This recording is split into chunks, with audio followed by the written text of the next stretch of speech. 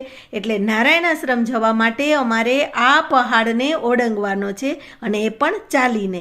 તો હવે અમે અત્યારે આ પહાડને ઓળંગી રહ્યા છીએ. એક એક વ્યક્તિના હાથ પકડી અને આ ઉત્તરાખંડવાસીઓએ અમને પહાડ પસાર કરાવ્યો.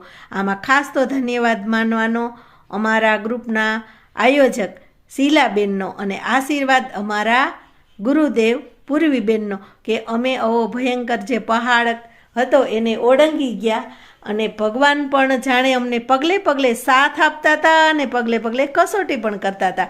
એવી અનુભૂતિ ભગવાન અત્યારે અમને કરાવતા હતા. ક્યારેક અમને એવું લાગતું હતું કે હવે શું થશે અને બીજી ક્ષણે કોઈ આવી અને અમારી મદદ કરી જતું હતું. ત્યારે એમ લાગતું હતું કે ભગવાન તો આપણા ભેગા જ છે ને, આપણે શું ડરવાનું હોય.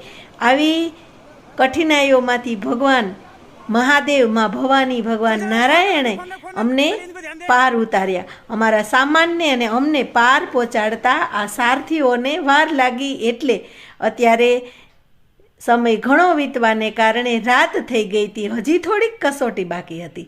એટલે રાત્રિના અંધકાર તો હતો જ એમ, પણ ભયંકર વરસાદ પણ વરસી રહ્યો હતો અને એની વચ્ચે અમારે આ રસ્તા ઉપર હાલવાનું હતું.